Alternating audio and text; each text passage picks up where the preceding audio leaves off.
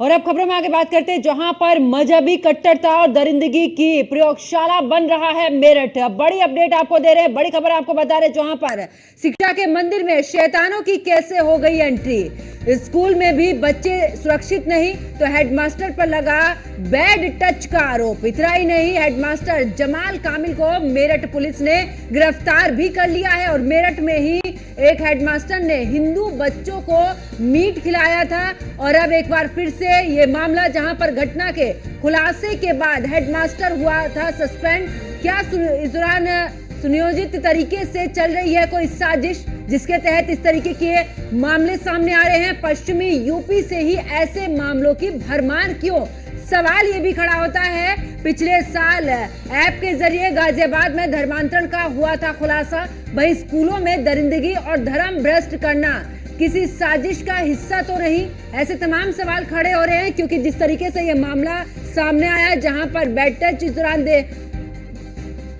इस पूरे मामले को लेकर सामने है, जहां पर स्कूलों में दरिंदगी और धर्म भ्रष्ट करने जैसे जो मामले हैं, कहीं किसी साजिश का हिस्सा तो नहीं है। मजहबी कट्टरता दरिंदगी की प्रयोगशाला बन रहा है मेरठ।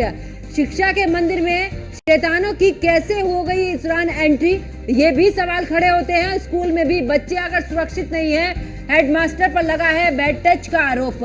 अगर स्कूल में ही बच्चे सुरक्षित नहीं है तो आखिरकार कहां पर बच्चों को सुरक्षित महसूस बच्चे करेंगे? सवाल बड़ा खड़ा होता है, क्योंकि शिक्षा के मंदिर में जहां पर बच्चे शिक्षा के लिए जाते हैं, बच्चों का भविष्य बनता है, वहां पर अगर बच्चों के साथ में इस तरीके की हरकत होती है तो सोचिए उनकी मानसिकता पर कितना इसका असर पड़ेगा।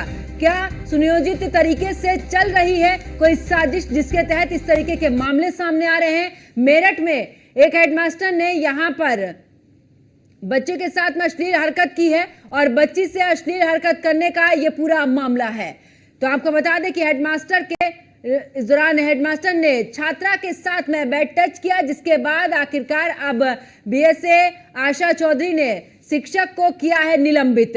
तो स्कूल के प्रधानाध्यापक पर लगा अश्लील हरकत करने का आरोप। तो मेरठ में एक हेडमास्टर ने हिंदू बच्चों को मीट खिलाया था। पहले भी एक ऐसा ही मामला सामने आया, जहां पर धर्म भ्रष्ट करने का यह पूरा मामला था और ऐसे में कार्रवाई भी हुई। अब एक बार फिर से ऐसा मामला सामने, जहां पर शिक्षा के मंदिर में छात्रा के साथ में अश्लील हरकत शिक्षक की तरफ से की गई है। सवाल बड़े खड़े होते हैं कि आखिरकार जिस स्कूल में बच्चे शिक्षा ग्रहण करने के लिए जाते हैं, जहां पर बच्चों को एक अच्छी शिक्षा दी जाती है, अच्छा व्यवहार सिखाया जाता है, तो क्या ऐसे में शिक्षकों की तरफ से इस तरीके का व्यवहार आखिरकार बच्चों की मानसिकता पर क्या कुछ असर डालता है? तो ऐसे में कहां पर बच्चे खुद को सुरक्षित महसूस करेंगे, यह भी बड़ा सवाल खड़ा होता है। तो शिक्षा के मंदिर में शैतानों की कैसे हो गई एंट्री, ये भी सवाल है। और स्कूल में भी बच्चे अगर सुरक्षित नहीं, हेडमास्टर पर लगा बैड टच का आरोप। तो बड़ी ये खबर, जहां पर आपको बता दें कि शिक्षा के मंदिर में कितने शैतान, आखिरकार ये भी सवाल, क्योंकि लगातार मामले सामने आ रहे। जहां पर एक मामला पहले भी सामने आया, हेडमास्टर ने हिंदू बच्चों को मीट खिलाया था, धर्म जो भ्रष्ट का यहाँ पर उसको लेकर भी कार्रवाई की गई थी। ऐसे में एक बार ये मामला अब सामने है, जहां पर छात्रा के साथ में अश्लील हरकत की गई है। तो मौके पर पहुंची पुलिस ने आरोपी को गिरफ्तार किया है। तो बच्ची से अश्लील हरकत करने का ये पूरा मामला है। ऐसे में सवाल ये भी खड़ा होता है कि आखिरकार मेरठ में लगातार इस तरीके के मामले सामने आ रहे हैं, कहीं ऐसा तो नहीं है किसी की सोची समझी साजिश के शिकार यहां पर होते जा रहे हैं? और ये भी एक गैंग के हिसाब से यहां पर, क्या इसके पीछे भी कोई गैंग है, इसको लेकर भी सवाल खड़े हो रहे हैं। आखिरकार लगातार इस तरीके के मामले, जहां एक तरफ हेडमास्टर की तरफ से बच्चों को मीट खिलाया जाता है, धर्म भ्रष्ट किया जाता है, दूसरी तरफ अब छात्रा के साथ में अश्लील हरकत हेडमास्टर की तरफ से। तो आखिरकार पुलिस ने गिरफ्तार कर लिया, आगे की कार्रवाई पुलिस की तरफ से की जा रही है। तो मुकदमा दर्ज होने के बाद हेडमास्टर को गिरफ्तार किया गया है, मासूम बच्ची के साथ में बैड टच करते हुए और मासूम बच्ची के नाखून काटने के बहाने यहां पर उसके साथ में अश्लील हरकत की गई। परिजनों ने स्कूल टीचर के खिलाफ जमकर हंगामा किया। तो हेडमास्टर ने छात्रा को गलत तरीके से छुआ। पुलिस ने आरोपी हेडमास्टर जमाल कामिल के खिलाफ मुकदमा भी दर्ज किया है और गिरफ्तार भी कर लिया। मौके पर पहुंची पुलिस ने आरोपी को फिलहाल गिरफ्तार किया है और बच्ची से अश्लील हरकत करने का ये पूरा मामला है। तो मेरठ का ये पूरा मामला, जहां से लगातार इस तरीके के मामले सामने आ रहे हैं। और आपको बता दें कि मजहबी कट्टरता और दरिंदगी यहाँ पर खबरें ये सामने आ रही हैं। और एक बार ऐसा मामला जहां पर छात्रा से अश्लील हरकत हेडमास्टर की तरफ से की गई है। नाखून काटने के बहाने बच्ची के साथ में अश्लील हरकत की गई है।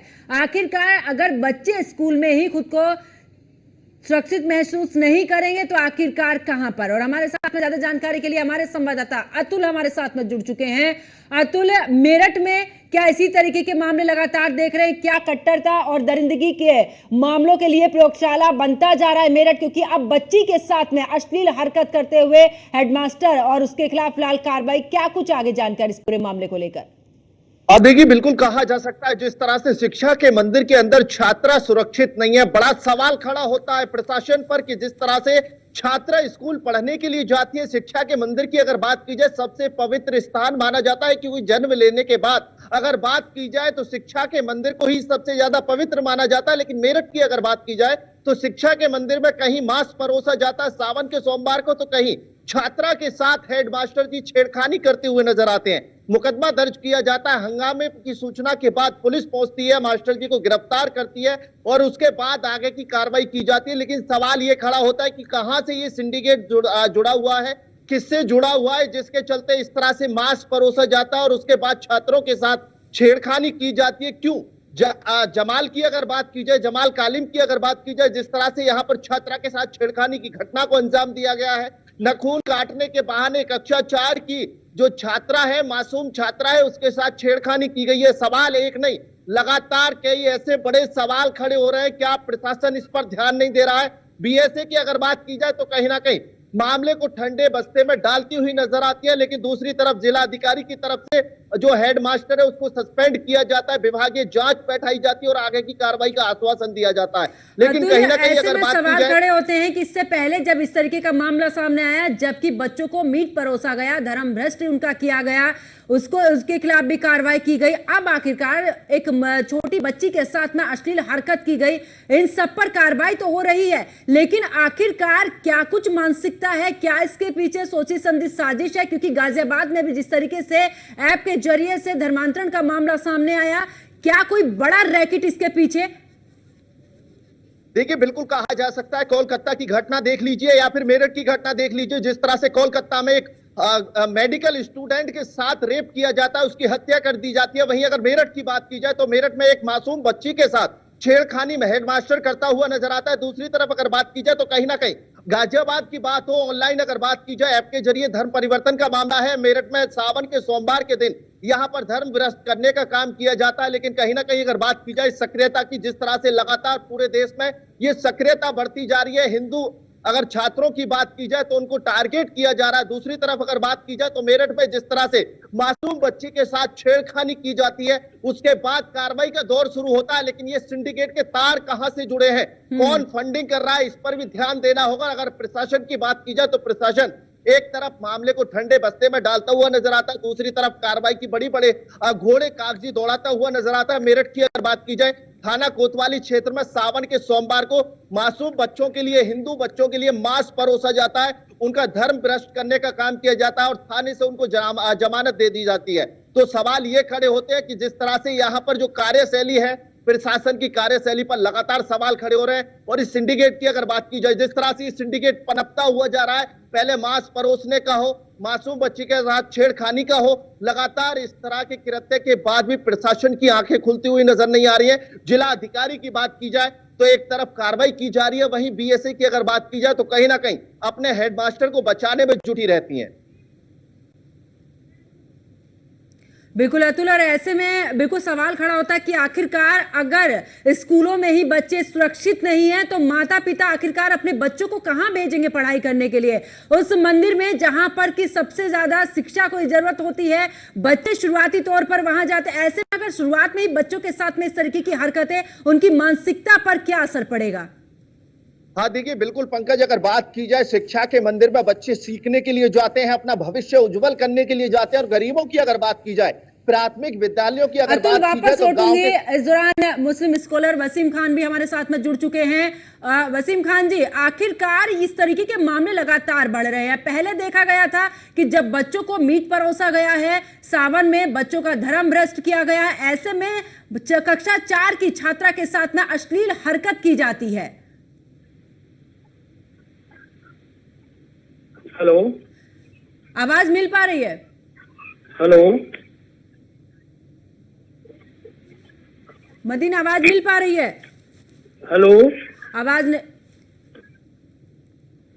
आवाज मिल पा रही है? एक बार फिर से जुड़ने की कोशिश करेंगे। अतुल, जिस तरीके से अभी आप इस दौरान जानकारी दे रहे थे कि आखिरकार इस पूरे मामले में क्या, लेकिन सवाल वही खड़ा होता है कि आखिरकार शिक्षा के मंदिर में ही इस तरीके की हरकतें होंगी तो बच्चों की मानसिकता पर क्या असर पड़ेगा?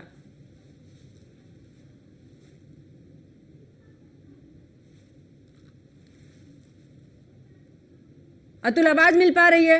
तो एक बार फिर से अपने सहयोगी अतुल से जुड़ने की कोशिश करेंगे। आपको बता दें कि मेरठ का ये पूरा मामला, जहां पर हेडमास्टर जमाल कामिल को यहां पर गिरफ्तार किया गया है। मेरठ में एक हेडमास्टर ने हिंदू बच्चों को मीट खिलाया था, उसके खिलाफ भी कार्रवाई की गई थी। मजहबी कट्टरता और दरिंदगी की प्रयोगशाला क्या बनता जा रहा है मेरठ? सवाल कई खड़े होते हैं। शिक्षा के मंदिर में शैतानों की ये एंट्री कैसे की गई है, और आखिरकार स्कूल में अगर बच्चे सुरक्षित नहीं हैं तो आखिरकार कहां जाएंगे? मासूम बच्चों के साथ में इस तरीके की हरकतें की जाती हैं, उनकी मानसिकता पर क्या असर पड़ेगा? कई ऐसे सवाल खड़े होते हैं, क्योंकि मेरठ में जिस तरीके से लगातार ऐसे मामले बढ़ रहे हैं, क्या इसके पीछे किसी तरीके की कोई